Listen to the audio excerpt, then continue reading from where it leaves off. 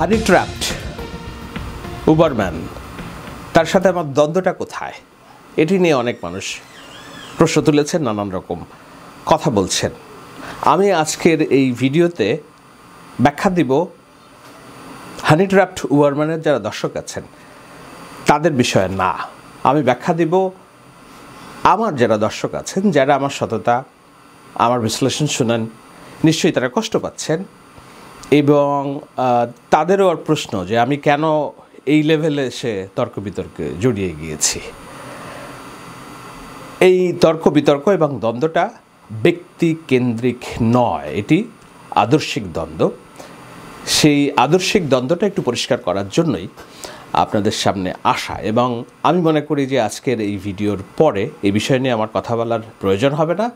অনেক প্রশ্ন আসবে, কিন্তু যারা পাবলিকলি কথা বলে তাদের নিয়ে প্রশ্ন থাকবেই। প্রত্যেকটা প্রশ্ন আসলেই প্রশ্নের উত্তর দিতে হবে এমনটা না, সেটা করতে গেলে অনেক জরুরি কাজ থেমে যায়। কিন্তু যেহেতু বিষয়টা এসেছে, কেন আমি এই দ্বন্দ্বে জড়ালাম, অর্থাৎ আমার সাথে কী দ্বন্দ্ব এই হানি ট্র্যাপডের, সেটি একটু ব্যাখ্যা দেওয়ার জরুরি, এবং সেই যেই মিথ্যাচারগুলো করেছে সেটিও পাবলিকলি একটু বলা জরুরি। নাহলে কিছু মানুষ হয়তো বিশ্বাস করতেই থাকবে যে না, যেহেতু হানি ট্র্যাপড বলেছে হয়তো সত্য। হানি ট্র্যাপড বলছি কী কারণে, দেখুন শুরুতে আমি পরিষ্কার করে নেই, সে পাবলিক সিম্প্যাথি নেওয়ার চেষ্টা করেছে যে সে উবার চালক বলে আমি তাকে অপমান করেছি। না, আমার নিজের উবার লাইসেন্স আছে। যদি কোনো দিন অর্থনৈতিক পরিস্থিতি খারাপ হয় হয়তো আমিও রাস্তায় নামব, সবার সাথেই দেখা হবে। হাজার হাজার, নিউ ইয়র্ক শহরে অন্তত 6 থেকে 8 হাজার বাংলাদেশি ভাই বোন উবার চালায়। তারা আমার প্রাণের ভাই, আপন ভাই। আমার নিজের এক ভাই, তিনি উবার চালান, সত্য ঘটনা। সুতরাং আমার উবার চালনা নিয়ে কোনো নেতিবাচক ধারণা নেই। বলেছি আমি নিজেই চালাবো যদি কোনো দিন সময় লাগে, কিংবা আমি সময় কাটানোর জন্য হইলেও হয়তো আমি চালাবো, এটা আমি পণ করেছি। আমি বলেছি একজন বিশেষ হানি ট্র্যাপড উবারম্যানের কথা। এই হানি ট্র্যাপড কেন আমি বলছি সেটার ব্যাখ্যা দিব, এবং তার সাথে আমার আদর্শিক দ্বন্দ্বটা কোথায় সেটার ব্যাখ্যা দিব। তবে তার আগে চলুন সাম্প্রতিক যেসব বিতর্ক হচ্ছে সেটি সম্পর্কে আপনারা একটু অবগত হন। যেমন সে একটি অডিও কল ছেড়েছে 30 সেকেন্ডের। স্বভাবতই তার ভিডিওগুলো অনেক বড় হয়, তার হরর মুভিগুলোও অনেক বড় হয়, কিন্তু এটা সে একদম কাটছাট করে 30 সেকেন্ড ছেড়েছে, লেস দ্যান 30 সেকেন্ডস। সেখানে একজনকে দিয়ে বলানোর চেষ্টা করাচ্ছে যে আমি তার কাছ থেকে খয়রাতি করেছি, চাঁদাবাজি করেছি, সহজ বাংলা ভাষায়। তো শুনুন, কি আমার তো এখানে লুকোছাপার কিছু নেই, কি বলেছে সেই 30 সেকেন্ডসে সেটা একটু শুনুন। প্রায় 10 বছর হয়ে গেল, আপনি আমার একদিনও কোনো টাকা পয়সা কিছুই দিলেন না ভাই। এটা হইলো একটা এটা আসলে লজ্জাস্কর। সবাইরে দিছি, আপনার সঙ্গে মানে শাহেদ আলম থেকে শুরু করে সবাইরে চেষ্টা করেছি কম বেশি হেল্প করার জন্য। শাহেদ ভাইরে কিরকম কি দেন? ওরা দিতাম প্রায় 1000 টাকা দিতাম ওরে, মানে প্রতি মাসে। হ্যাঁ, তো ওইটা ওর ছিল সর্বোচ্চ বরাদ্দ। আর এমনি দেখা যাচ্ছে এক একজনের এক এক রকম। শাহেদ আলমের বরাদ্দ এত বেশি থাকতে কারণ কি? ও আবার দেখা যাচ্ছে দুই দিক থেকে, ওই সময় ফ্যামিলি নিয়ে আসছে, একটু সমস্যা, প্লাস হলো দেশি মানুষ, সাতক্ষীরার, আমার বাড়ি যশোর। তো এই পরে অনেকেই খুব, যারা আমার আদর্শিক বিরোধী অবস্থানে, আমি বলেছি যে কিসের দ্বন্দ্বটা আদর্শিক দ্বন্দ্বটা কি সেটা আমি বলছি পরে। তো আমার আদর্শিক বিরোধী অবস্থানে যারা আছেন তারা এই খুব মজা পাচ্ছেন, এগুলো নিয়ে খুব বিদ্রুপ করছেন, আমিও মজা পাচ্ছি। আমাকে দেখবেন আমি কখনোই মেজাজ হারাই না, আমি কখনোই বাজে ভাষায় আক্রমণ করি না, আমি কখনোই অশুদ্ধ ভাষায় কথা বলি না, আমি কখনোই গালি দিব না আপনাদেরকে, আপনারা যতই গালি দেন আমাকে। তা আমি খুব মজা পাচ্ছি যে আমি আমার ক্লায়েন্ট, পুরাতন ক্লায়েন্ট, আমার যে ব্যবসা প্রতিষ্ঠান নেক্সাস প্রমোশনাল ম্যানেজমেন্ট, আমি বলি না এই কারণে যে মানুষ ব্যক্তিজীবন, তার প্রফেশনাল, তার দেশের প্রতি কমিটমেন্ট আর ব্যবসা যেন গুলিয়ে না যায় এমন না যে আমার ব্যক্তি পরিচয় ব্যবহার করে আমি ব্যবসায়িক ক্লায়েন্ট ম্যানেজ করার চেষ্টা করছি, এই ধরনের অভিযোগ যেন কেউ না করে যে দেশপ্রেম বিক্রি করে আপনি আপনার ব্যবসা করে খাচ্ছেন। এক একটা মানুষের আইডিওলজি আছে, এক একটা মানুষের নানান রকম মতাদর্শ আছে। আমি এই মতাদর্শেরই লোক, যেই কারণে আমি এই দেশে এসে অ্যাসাইলাম করি নাই যে না আমি আমার দেশকে ভালোবাসি, হোক হাসিনা নির্যাতনকারী, কিন্তু আমি বলবো না যে আমার দেশে আমার উপর নির্যাতন হচ্ছে। আমি বিশেষ মেধাবী কোঠায় এখানে গ্রিন কার্ডের অ্যাপ্লাই করি এবং আমি গত 10 বছর ধরে এখানকার গ্রিন কার্ডধারী। আমি দেশেও গিয়েছি, দেশ থেকে আসছি। এখন হানি ট্র্যাপড, তার তো অ্যাসাইলাম সেটা বাতিল হয়ে গেছে, যে কোনো মুহূর্তে তাকে ডিপোর্ট করে দিবে।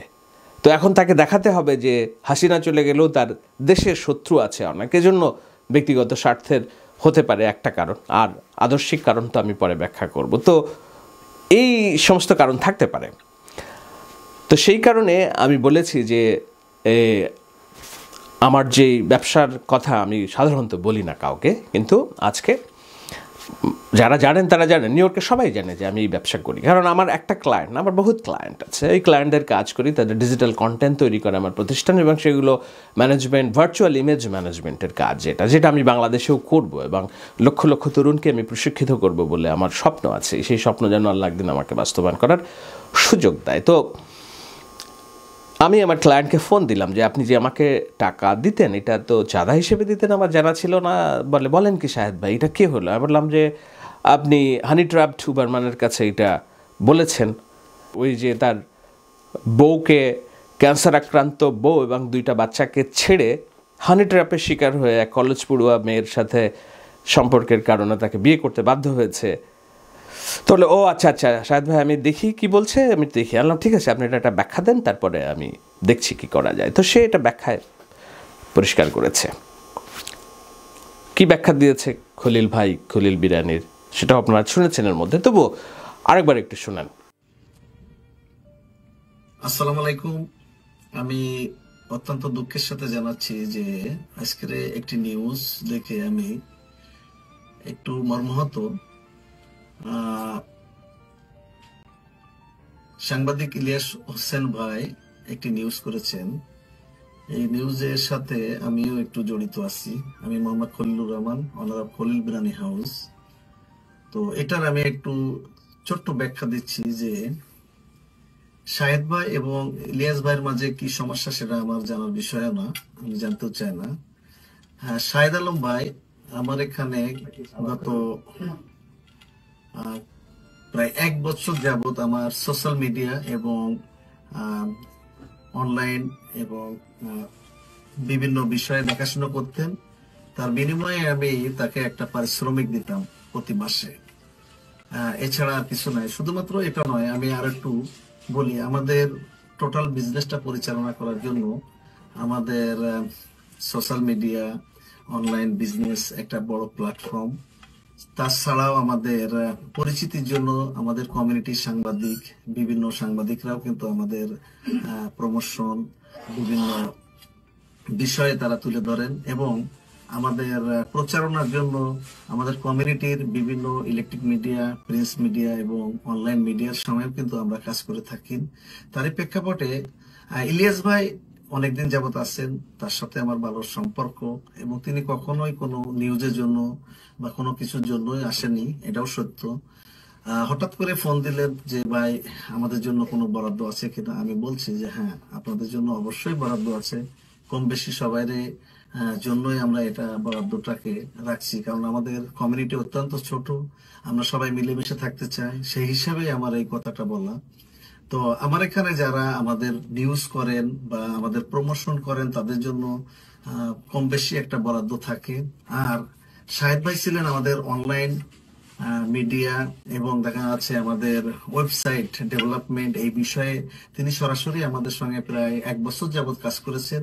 তার বিনিময়ে প্রতি মাসে আমি তাকে একটা পারিশ্রমিক দিয়েছি, এর বাইরে কিছু নয়। তিনি কোনো চাঁদাবাজিও করেননি কখনো। এটা আমেরিকার মাটিতে এটা সম্ভবই নয়, কোনো ব্যক্তি কাউকে ফোর্স করে কোনো কিছু নেওয়া বা দেওয়া, এটা আইনগতভাবে আমেরিকার অবৈধ। তো যারা যতটুকু কাজ করেন তাদের পারিশ্রমিক সবাইকে দিতে হয়, এই কথাটা ক্লিয়ার করার জন্যই আমি একটু লাইভে আসলাম। আপনারা সবাই ক্ষমা সুন্দর দৃষ্টিতে দেখবেন। এই বিষয়টা আসলে যেভাবে তাদের ভিতরে কি দ্বন্দ্ব বা ফ্যাসাদ আছে এটার বিষয়ে আমি বলতে চাই না। হয়তো তারা অনেক, আমি যতদূর জানি তারা সবাই বন্ধু। তো টুডে টুমোরো আবার একসাথে মিশে যাবেন। আমি চাই যে তারা আলোচনার সাপেক্ষে তাদের নিজেদের ভিতরে সমাধান করবেন, এটাই প্রত্যাশা থাকবে। আমাদের কমিউনিটি অত্যন্ত ছোট, আমরা মিলেমিশে থাকতে চাই, এটাই প্রত্যাশা থাকবে সকলের কাছে। আসসালামু আলাইকুম। তো এরপরেও নানান রকমভাবে সে বলার চেষ্টা করছে না খলিল মিথ্যা কথা বলেছে, খলিলকে চাপ দিয়ে বলা হয়েছে। ঠিক যেভাবে আসিফ মাহমুদের মতো রাজপথে বুকের রক্ত পেতে দেওয়ার মতো একজন সৈনিককেও সে বলেছে যে সে কম্প্রোমাইজড, চাপের মুখে বলেছে।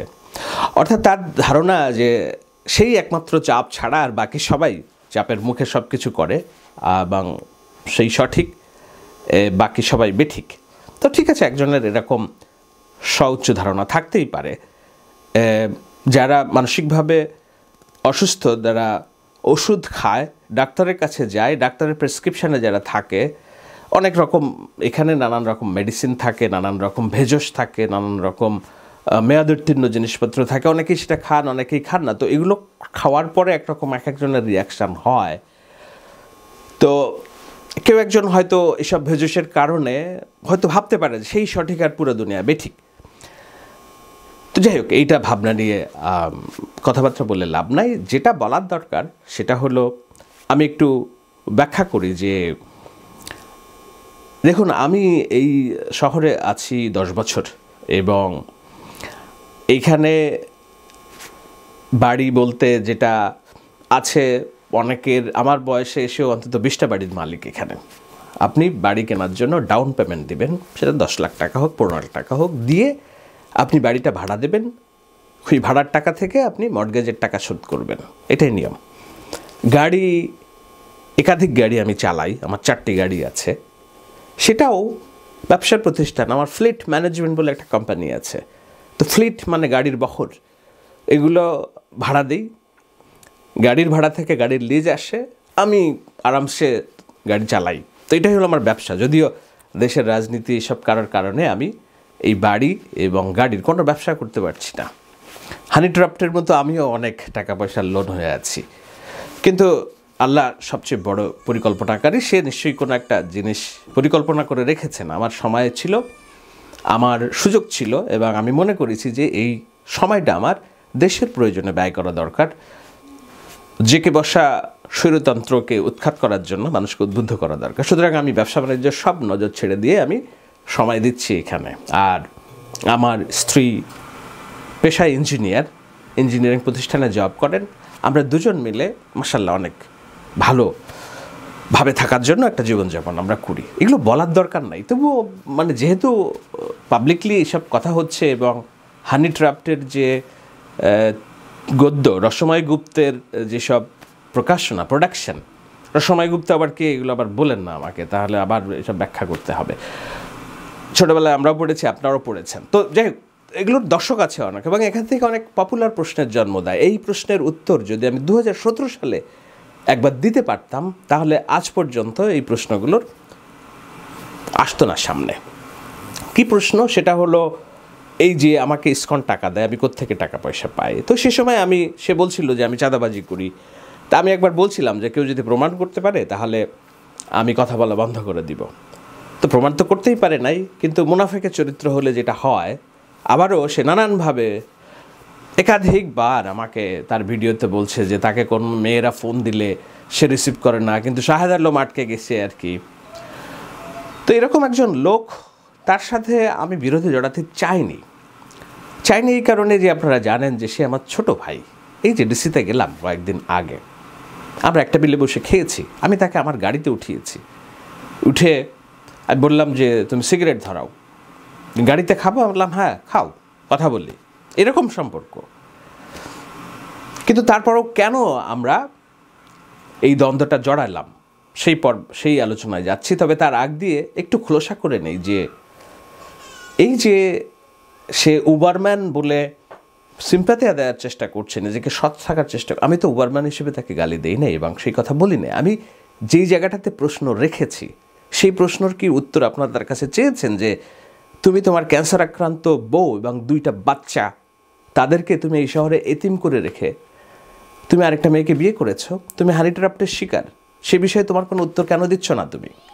হানি ট্র্যাপড তা যে সিম্প্যাথি অর্জনের চেষ্টা করছে যে আমি তাকে উবারম্যান বলেছি, না, আমি প্রশ্ন তুলেছি, আমরা প্রশ্ন তুলেছি সাধারণ মানুষ যে এই সে যে হানি ট্র্যাপটের শিকার, তার বউকে যে সে বঞ্চিত করলো, ক্যান্সার আক্রান্ত বউকে, সে বিষয়ে সে কথা কিন্তু বলে নাই, কোথাও একটা বিষয়ে কথা বলবে না। তো ফার্স্ট সিম্প্যাথি হানি ট্র্যাপড আমাকে কেন উবারম্যান বলেছে, দেখুন অসততার জায়গাটা কোথায়। আর সো আমি তার অন্য বিষয়ে যেসব অভিযোগ আছে এগুলো আর তুললাম না। এখন কিছু কিছু সময় কিছু কিছু বিষয়ে ওভারলুক করতে হয়। আমি জানি এরপরে সে আমার ব্যক্তিগত জীবন নিয়ে কথা বলবে, আমার স্ত্রী নিয়ে কথা বলবে, অনেক কিছু নিয়ে বলতে পারে। সব কিছুর উত্তর হয়তো আমি দিব না এবং দেওয়া উচিত হবে না। এবং আপনারা যে আমাকে বারবার প্রশ্ন করেন এটার উত্তর দেন, ওটার উত্তর দেন, এটা কেন হলো, ওটা কেন, আমাকে দয়া করে আমার অনুরোধ, আমাকে একটু মাফ করে দেন, এগুলোতে আমাকে আর জড়িয়েন না। সে বলুক এটা মিথ্যা, মিথ্যা হলেই তো আমার কাছে সব ছবি আছে, ভিডিও আছে, আমি সেগুলো ছাড়তে পারি, কিন্তু আমি ব্যক্তিগত চরিত্র হননে যাব না। শুধুমাত্র এতটুকু বলার জন্য 2টা বাচ্চাকে রেখে একজন মানুষ কতটা অসৎ হলে একটা অন্য মেয়েকে বিয়ে করতে পারে এবং এই শহরে ঘুরে বেড়াতে পারে। ওকে, এটা ব্যক্তিগত বিষয়, কিন্তু সেই ব্যক্তিগত বিষয়ে সে যাচ্ছে না। যাচ্ছে কোথায়? আমি নাকি তাকে উবারম্যান বলে গালি দিয়েছি। নিশ্চয়ই আপনারা বুঝেছেন যে না, অসততার জায়গাটা কোথায়। তো আজকেও 2 দিন আগেও সে যখন বলছে যে শাহেদ আলমের চাঁদাবাজি ভাইরাল করব, আমার নাকি গোপন ভিডিও আছে কাদের কাছে, ভারতীয়দের কাছে, আমি কথা না বললে ফাঁস করে দিবে। তো সে যখন ঘোষণা দিল আমরা সবাই অধীর আগ্রহ অপেক্ষা করলাম যে কি আসছে। আমিও নিজে নিজে চিন্তা করলাম যে কোথাও কি এই ধরনের অপরাধ করেছি কোথাও। পরে মনে পড়লাম যে জীবনে তো করি নাই এমন কিছু নাই, কত কিছুই না করেছি। এখন কোনটা না কোনটা আল্লাহ পাক জানে যে এইটার একটা ধরা খাই। তো ঠিক আছে, দেখি কি ধরা খাই। তো আসলো কোথায়? আসলো আমার এক ক্লায়েন্টের কাছ থেকে আমি নাকি $1000 করে চাঁদা নিয়েছি। এখন আমি কিভাবে বলি যে আমার হিসাব যেসব বিল আছে এখানে, এগুলো যদি আমি দেখাই তাহলে আপনারা বুঝবেন যে আমি সর্বনিম্ন আমার কোম্পানি চার্জ করে $1000। আমার অন্য কোম্পানি আছে আমি $4-5,000 পর্যন্ত মান্থলি বিল তৈরি করি ডিজিটাল মার্কেটিং, কন্টেন্ট মার্কেটিংয়ের কারণে। এখন আমি এগুলো প্রকাশ করতে পারবো না, কারণ এই দেশে IRS বলে কথা আছে, ফিনান্সিয়াল রেগুলেটরি কমিশন আছে। একজনের একটা কোম্পানির তথ্য আমি দিতেই পারি না এভাবে। যাই হোক, আমি অন্য বিতর্ক আশা করি যে এই কথার প্রেক্ষিতে কিছু মানুষের ধারণা হবে এবং কিছু মানুষ বুঝবে। আমি চাই কিছু মানুষ বুঝুক, আমি চাই না যে সমস্ত মিলিয়নস অফ মানুষ বুঝুক। কেন কিছু মানুষ বুঝলে আমার সুবিধা? আমি সারা জীবন এটাই চেয়েছি যে কিছু মেধা তৈরি হোক, কিছু সুস্থ চিন্তার মানুষ তৈরি হোক, যারা দেশটাকে পরিবর্তন করবে, যাদের মেধা দিয়ে দিন বদলে। ঠিক যেমন 36 জুলাইয়ের যে আমাদের অর্জন, সেই অর্জনের পেছনের যে ছেলেগুলো জুলাইয়ের 1 তারিখে 7 জন ছেলে রাস্তায় দাঁড়িয়ে মাইক নিয়ে কথা বলছিল, কেউ পাত্তা দেয় নাই। পরনে স্যান্ডেল গেঞ্জি, পাত্তা দেয় নাই কেউ, যে কোথা থেকে কি হবে। এরা সারা দেশের মানুষকে, রাজনৈতিক দল সবাইকে এক করে ফেলেছে। এই যে 5-7টা মেধা, আমি বলছি না যে আমার কথা এরা তৈরি হয়েছে, কিন্তু আমি চাই এ ধরনের মানুষ তৈরি হোক। 5-7 জন মানুষ, 10 জন, 20 জন, 50 জন, 100 জন তৈরি হোক, যারা বাংলাদেশকে পরিবর্তন করবে, বাংলাদেশে এগিয়ে নিয়ে যাবে, যারা এই ধরনের মিস ইনফরমেশন যেটা আছে সেটার বিরুদ্ধে লড়বে। আমি কেবল তাদের জন্যই কথা বলছি। আমার এই ভিডিও ওই 10 জন দেখলেও ওটাই আমার অর্জন।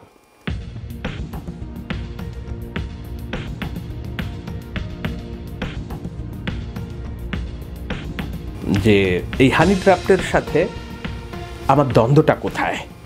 ওই যে ডিসিতে গেলাম, যে ছবিটা দেখলেন, এই ছবির গল্প বলি, সেখান থেকেই আমি দ্বন্দ্বের ব্যাখ্যা দিচ্ছি। তো ডিসিতে আমরা যখন এক গাড়িতে আমরা আলাপ করছি, তখন দেশ নিয়ে কথা হচ্ছিল, ভাই কি হবে। তা আমি বললাম যে দেশে তো এখন আওয়ামী লীগ তো চলে গিয়েছে, এখন তো রাজনৈতিক দল 2টি, তো এখন লড়াই 2 দলের মধ্যেই হবে, হয়তো জামাত ইসলাম আর বিএনপি। আওয়ামী লীগ তো এই মুহূর্তে নির্বাচনে আসতেছে না, তো বলে বিএনপি খুব খারাপ কাজ করছে, বিএনপি দখল টখল করছে, এটা সেটা। আমি বললাম যে দখল তো করছে অনেক, এটা নিয়ে আমি লিখছি ফেসবুকে। এখন এত বড় একটা দল নিশ্চয়ই চেষ্টা করছে, সব কিছু থামানো যাচ্ছে না, দায় তো বিএনপি এড়াইতে পারে না। কিন্তু দেশকে যদি ঠিক পথে আনতে হয় তাহলে এই মুহূর্তে জরিপ বা অন্যান্য কিছুতে সব কিছুতে তো বিএনপি ভালো অবস্থানে আছে, সাংগঠনিক অবস্থান। আর জামাত ইসলামী তো বিএনপির সাথে টক্কর দিয়ে পারবে বলে মনে হয় না। তো সে খুব আমার দিকে তাকালো, তা আমি একটু সন্দেহ প্রকাশ করলাম। আমি বললাম যে তোমার কি মনে হয় জামাত এবং বিএনপি যদি নির্বাচন হয় তুমি কাকে ভোট দিবা, কার জন্য কাজ করবা বলে মনে হয়? হ্যাঁ, নিঃসন্দেহে সে বলল আমি জামাত ইসলামের জন্য কাজ করব। তো একজন জামাতি শিবির ইলিয়াস তার ভাবনা আমার কাছে অপ্রকাশিত রাখেন। এখন আপনারা অনেকেই যারা বিএনপির কর্মী সমর্থক আছেন তারা ভাববেন যে আপনি এই হানি ট্র্যাপকে জামাতি বানিয়ে দিলেন, শিবির বানিয়ে দিলেন। দেখুন, শিবির এবং জামাতের সাথে আমার দ্বন্দ্ব নেই। আমি বলেছি আদর্শিক দ্বন্দ্ব, সেই আদর্শিক দ্বন্দ্বটা শিবির আর জামাতের সাথে না। শিবির এবং জামাতে এবং ইসলামী দলগুলোতে হাজার হাজার লক্ষ লক্ষ তরুণ আছে যারা বাংলাদেশকে ধারণ করে বুকে, লাল সবুজের পতাকাকে ধারণ করে। তারা দিল্লির দাসত্ব মানে না, পিন্ডির দাসত্ব মানে না, ইসলামাবাদকে পছন্দ করা, তার পাকিস্তানের হেজিমনি পছন্দ। তারা মাওলানা ভাসানীর যে পিন্ডির দাসত্ব ছিন্ন করেছি দিল্লির দাসত্ব অর্জন করার জন্য নয়, এরা হচ্ছে পিওর বাংলাদেশপন্থী। বাংলাদেশ যাদের হৃদয়ে, বাংলাদেশের লাল সবুজ পতাকা যাদের হৃদয়ে, এই বাংলাদেশ কারো দাসত্ব মানবে না। সো বাংলাদেশি মানবে না বলেই লক্ষ লক্ষ মানুষ রাস্তায় নেমেছে, হাজার হাজার ছেলে মেয়ে বন্দুকের গুলির কাছে গেছে। এর মধ্যে জামাত শিবির আছে, অন্যান্য ইসলামী দল আছে। কিন্তু আদর্শিক দ্বন্দ্বটা কোথায়? দ্বন্দ্বটা হচ্ছে একে তো শিবির, জামাত, আর তারপরে পাকিস্তানি প্রোডাক্ট, পাকিস্তানি বীজ তার শরীরে, তার রক্তের মধ্যে। বেশি শোনাচ্ছে? একটা ছোট্ট ভিডিও শুনুন। আপনার এই পাকিস্তানিরা যে স্মার্টনেস তারা ক্যারি করে, ওইটা মারা গেলেও আপনি চাইতে পারবো না আমরা, কারণ আমরা দেখতেই ওইরকম না, আমরা দেখতেই অসুন্দর। তো আমরা ন্যাংটা হইলেই কি না হইলেই কি, লাভ নেই। তো ন্যাংটা হয়ে আরো কি দেখাবেন? ন্যাংটা হয়ে দেখাবেন মানে মানে অসুন্দর জিনিসগুলি দেখাবেন, অসুন্দর জিনিস মানুষ দেখতে চায় না। সো আপনারা বলে থাকেন যে আপনারা বিশাল স্মার্ট, পাকিস্তান হচ্ছে একটা রাষ্ট্র। হ্যাঁ, পাকিস্তান কি কি উৎপাদন করে একটু দেখেন। পাকিস্তানি বিভিন্ন ইলেকট্রিক পণ্য, মোটরসাইকেল পর্যন্ত তারা করে, তারপরে অস্ত্র উৎপাদন করে, তাদের নিউক্লিয়ার বোমা আছে। নারীকে নিয়ে খিস্তি খেওড়, অযাচিত ভাষায় আক্রমণ, বিলো দ্য বেল্ট, হাঁটুর নিচে যে কেমন আক্রমণ করতে হয়। নিশ্চয়ই তার ভক্ত দর্শক আছে। আমি বলেছি যে এই আলোচনা তার দর্শকদের জন্য না, এই আলোচনা আমার দর্শকদের জন্য। তো এটাও কেউ কি প্রমাণিত হয় যে সে পাকিস্তানি? না, প্রমাণিত হয় না। আমি কয়েকদিন আগে যখন এই সংক্রান্ত একটি লেখা লিখলাম যে আমরা সবাই বাংলাদেশ জিন্দাবাদ করি, বাংলাদেশ জিন্দাবাদ করি, হেলায় কয় পাকিস্তান জিন্দাবাদ, সে ডাবল কনফার্ম করলো সে পাকিস্তান জিন্দাবাদ, অর্থাৎ সে পাকিস্তানের পাকি বীজ, পাকিস্তানের বীজ তার হৃদয়ে। এটা শুধু একটা না, আরও অনেক নানান ঘটনা প্রশ্ন, যেমন বুদ্ধিজীবী দিবসে কি স্ট্যাটাস দিয়েছে, পাকিস্তানের কোন নারী সুন্দর, পাকিস্তানের কোন জায়গা সুন্দর, এগুলো হচ্ছে তার প্রমোশনের জায়গা। এবং সেখানে ভারত বিরোধিতা যেহেতু আমরা সবাই করি, ভারত বিরোধিতার নাম করে আস্তে করে সে পাকিস্তানকে বাংলাদেশের অংশ বানাতে চায়। তার যে প্রোফাইল পিকচার, সেখানে আপনি দেখবেন যে পাকিস্তান আর ভারতকে সে একটা, বাংলাদেশকে সে একটা ভূখণ্ড মনে করে। এখন আমাদের আদর্শিক দ্বন্দ্বটা কোথায়? আদর্শিক দ্বন্দ্ব হচ্ছে আমি পিওর বাংলাদেশপন্থী। আমি মনে করি রাষ্ট্র মধ্যপন্থায় থাকা উচিত। আমি মনে করি বাংলাদেশপন্থী বলে আমাদের একটা শক্তি থাকা দরকার। আদর্শিক দ্বন্দ্বটা হচ্ছে তাদের সাথে যারা বাংলাদেশকে অস্বীকার করে, পাকিস্তানি জেনারেলদের রক্ত যাদের শরীরে, তাদের থেকে আলাদা করতে চাই। ঠিক একইভাবে ভারতের সাথে দিল্লির দাসত্ব বিরুদ্ধে চোখে চোখ রেখে কথা বলতে চাই, কিন্তু সবাইকে নিয়ে থাকতে চাই। ইনক্লুসিভ সোসাইটি, নারীর অধিকার, নারীর মর্যাদা, সংখ্যালঘুর অধিকার, সংখ্যালঘুর মর্যাদা, যারা ধর্ম বিশ্বাস করে তাদের যেন ধর্ম পালনে কোনো বাধা না হয়, কিন্তু রাষ্ট্র চলবে মধ্যপন্থায়। মধ্যপন্থা হচ্ছে ইসলামের উত্তম পন্থা। এটাকে আল ওয়াসিয়াতাহ বলে। মাওলানা আজহারি তার ওয়াজে একবার সময় বলেছেন যে আল্লাহ বলেছেন যে আমি তোমার জন্য মধ্যপন্থাকেই সবচেয়ে উত্তম পন্থা হিসেবে পাঠিয়েছি। তো আমার ভুল হতে পারে, বাট এরকম আমি আগেই বলেছি, ধর্মীয় ব্যাখ্যায় আমি যাব না। তো সেই মধ্যম পন্থা স্রষ্টার প্রদর্শিত যে রাস্তা, সেই রাস্তার বিপরীতে থেকে কট্টরপন্থা। কেমন কট্টরপন্থা? এই যে ধরুন পত্রিকা বন্ধ করতে হবে, এটার জন্য যদি শেখ হাসিনা দেশেও আছে তার আপত্তি নাই। শুনুন বক্তব্য। তাহলে এটার জন্য যা করা প্রয়োজন, এই দেশের যত বিশৃঙ্খলা, শেখ হাসিনা চলে আসে যদি, তাও সমস্যা নাই। আপনারা যারা আছেন, আশপাশে যারা আছেন, সবাই তেজগাঁ থানায় চলে আসেন, থানা ঘেরাও করেন। তেজগাঁ জোনের যে ডিসির কার্যালয় আছে সেটা ঘেরাও করেন। এটার মূল হোতা হচ্ছে হয় সেনাবাহিনী অথবা এই রুহুল, দুইজনের একজন। যেই শেখ হাসিনাকে খেদানোর জন্য আমরা 2000 ছাত্র তরুণ প্রাণ দিল, যেই দিল্লির দাসত্ব মানব না, পিন্ডির দাসত্ব মানব না বলে আমাদের তরুণরা রাস্তায় এগিয়ে গেল, সেখানে বাংলাদেশকে 71-এর মুক্তিযুদ্ধ হলো, বাংলাদেশকে পাকিস্তানি বলায় ঢুকে দেওয়ার জন্য একটা শিবির সমর্থিত, আমি বলেছি সব শিবির না, অনেক শিবির আছে হৃদয়ে বাংলাদেশ ধারণ করে, তাদের বাইরের যে পাকিস্তানি বীজ যাদের শরীরে, তাদের সাথে তো আমার আদর্শিক দ্বন্দ্ব থাকবেই। বিএনপি যারা সমর্থন করে, ছাত্রদল যারা সমর্থন করে, তাদেরও আদর্শিক দ্বন্দ্ব থাকবে। আওয়ামী লীগ যারা সমর্থন করে, শেখ হাসিনার হত্যাকাণ্ড না, হত্যাকাণ্ডের বাইরে যারা আছে, অগণিত মানুষ ছাত্রলীগ করতো আগে, এই হাসনাত থেকে শুরু করে সার্জিস, এমনকি মাহফুজ আলম, সবাই, এদের বুকে তো বাংলাদেশ। এরা আওয়ামী লীগের রাজনীতি করছে এক সময়, কিন্তু বুকে তো বাংলাদেশ।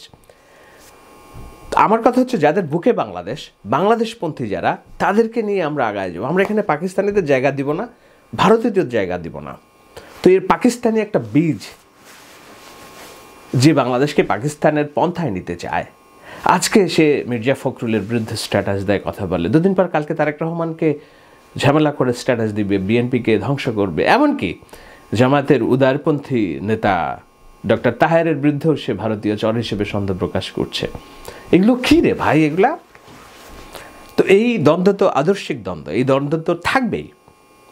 সেই আদর্শিক দ্বন্দ্বটা উঠে এসেছে কখন? যখন ঢাকায় আসিফ নজরুলের মতো একজন শিক্ষক, আমার শিক্ষক ভাই বলি আমরা, ঢাকা বিশ্ববিদ্যালয়ের শিক্ষক, পিএইচডিধারী, 16টা বছর ঢাকার রাজপথে দাঁড়িয়ে আওয়ামী লীগের স্বৈরতন্ত্রের বিরুদ্ধে কথা বলা কয়েকজন ব্যক্তির একজন, তাকে যখন বলে যে রাস্তায় ন্যাংটা করে পিটাবে, তাকে যখন বলে যে এই শাহবাগ থানা ভেঙে ফেলো, গুড়িয়ে ফেলো, শেখ হাসিনাকে দেশে ফিরে আনবে, প্রথম আলো, ডেইলি স্টারের বিরুদ্ধে অভিযোগ থাকতে পারে, বন্ধ করবে, এইসব বিষয়গুলো মেনে নেওয়া কষ্টকর। যারা সুস্থ মধ্যম পন্থার বাংলাদেশ চায়, মধ্যম পন্থার ইসলাম চায়, এটা আদর্শিক দ্বন্দ্ব। তো সেই জায়গায় আমার মনে হলো যে ছোট ভাই, কিন্তু এগুলো তো আর মেনে নেওয়া যায় না।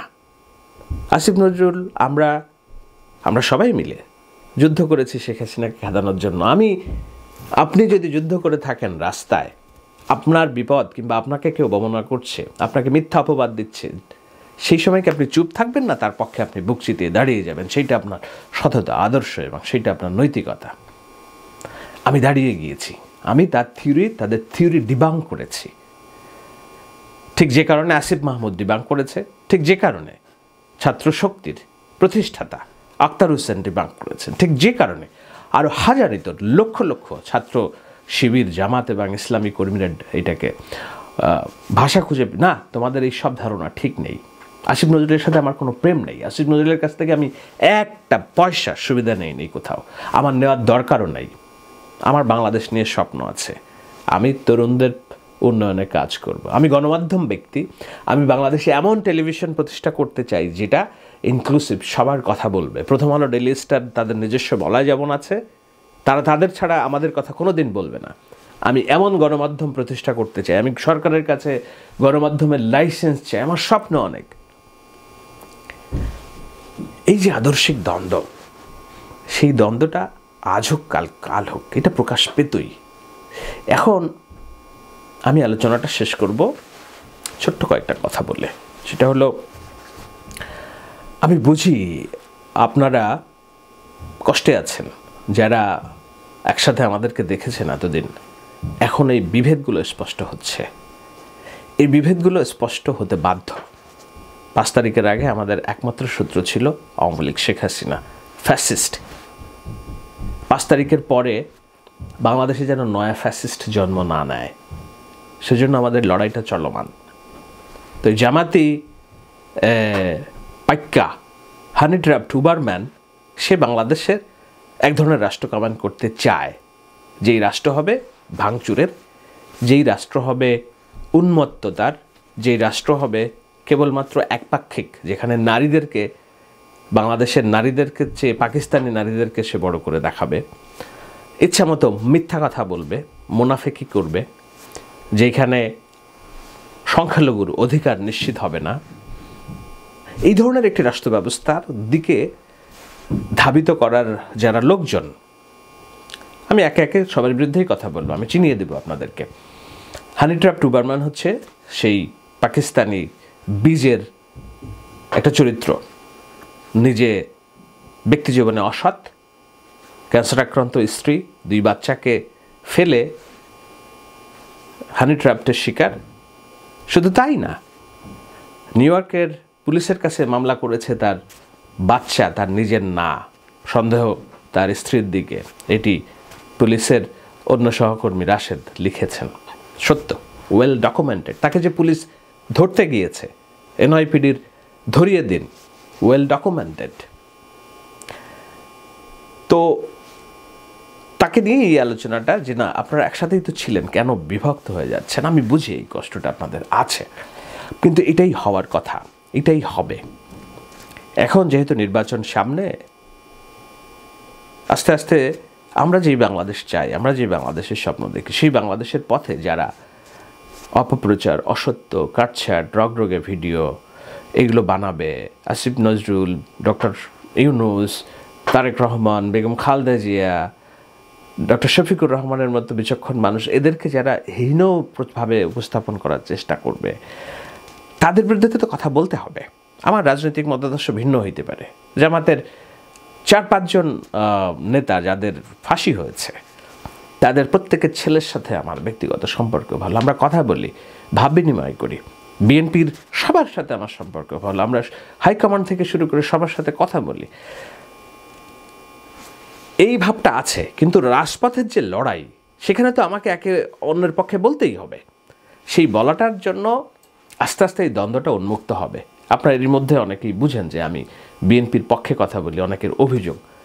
না, আমি বিএনপির পক্ষে কথা বলি না, আমি রাষ্ট্রের মধ্যপন্থার পক্ষে কথা বলি। সেই মধ্যপন্থার পক্ষে একমাত্র ক্ষমতায় যাওয়ার মতো লেজিটিমেট, যৌক্তিক গণমানুষের সংগঠন বিএনপি। তাকে আমার রক্ষা করা ছাড়া, আমি যদি তাকে রক্ষা না করতে পারি, তাহলে আমার হাত চলে যাবে ডানপন্থীদের হাতে, রাষ্ট্র চলে যাবে উগ্রপন্থীদের হাতে। রাষ্ট্রের মুহাম্মদ সাল্লাল্লাহু আলাইহি ওয়াসাল্লামের বর্ণিত মধ্যপন্থা, কোরআনের মধ্যপন্থা বাংলাদেশে বাস্তবায়িত হবে না। তো সেই কারণে এখন এই দ্বন্দ্বগুলো স্পষ্ট হবে, এবং এই দ্বন্দ্বগুলো করতে করতে আমি যেহেতু একপক্ষে কথা বলি, আমার চরিত্র হননের জন্য, আমাকে চাঁদাবাজ, আমাকে এটা ওটা করার জন্য তারা যখন উঠে পড়ে লাগবে, আমি তাদের লেভেলে যেতে পারবো না। কেননা কুকুরে মানুষকে যদি কামড় দেয়, ধরেন আপনি কি কামড় দিল রাস্তার একটা কুকুর, হানি ট্র্যাপড কোনো কুকুর, আপনি ওই হানি ট্র্যাপড কুকুরকে কি কামড় দিবেন কিনা? নাকি আপনি মানুষ, নাকি আপনার নিজস্ব বিচার বুদ্ধি আছে? তো এগুলো দেওয়া যায় না, চাইলেও দেওয়া যায় না, কিন্তু তারা আমাদেরকে টেনে নিয়ে যাবে সেখানে হাঁটুর নিচে। এখন সব বিষয়ে তো কথা বলা যায় না, সব বিষয়ে ব্যাখ্যা দেওয়া যায় না, দেওয়া উচিত না। এটা যেহেতু জনগুরুত্বপূর্ণ বিষয়, এবং আমার মনে হয়েছে যে এটি নিয়ে কথা বলা দরকার। হানি ট্র্যাপড তা যে সিম্প্যাথি অর্জনের চেষ্টা করছে, যে আমি তাকে উবারম্যান বলেছি, না, আমি প্রশ্ন তুলেছি, আমরা প্রশ্ন তুলেছি, সাধারণ মানুষ, যে এই সে যে হানি ট্র্যাপটের শিকার, তার বউকে যে সে বঞ্চিত করলো, ক্যান্সার আক্রান্ত বউকে, সে বিষয়ে সে কথা কিন্তু বলে নাই, কোথাও একটা বিষয়ে কথা বলবে না। তো ফার্স্ট সিম্প্যাথি, হানি ট্র্যাপড আমাকে কেন উবারম্যান বলেছে, দেখুন অসততার জায়গাটা কোথায়। আর সো আমি তার অন্য অন্য বিষয়ে যেসব অভিযোগ আছে এগুলো আর তুললাম না। এখন কিছু কিছু সময় কিছু কিছু বিষয়ে ওভারলুক করতে হয়। আমি জানি এরপরে সে আমার ব্যক্তিগত জীবন নিয়ে কথা বলবে, আমার স্ত্রী নিয়ে কথা বলবে, অনেক কিছু নিয়ে বলতে পারে। সব কিছুর উত্তর হয়তো আমি দিব না, এবং দেওয়া উচিত হবে না। এবং আপনারা যে আমাকে বারবার প্রশ্ন করেন এটার উত্তর দেন, ওটার উত্তর দেন, এটা কেন হলো, ওটা কেন, আমাকে দয়া করে আমার অনুরোধ, আমাকে একটু মাফ করে দেন, এগুলোতে আমাকে আর জড়িয়েন না।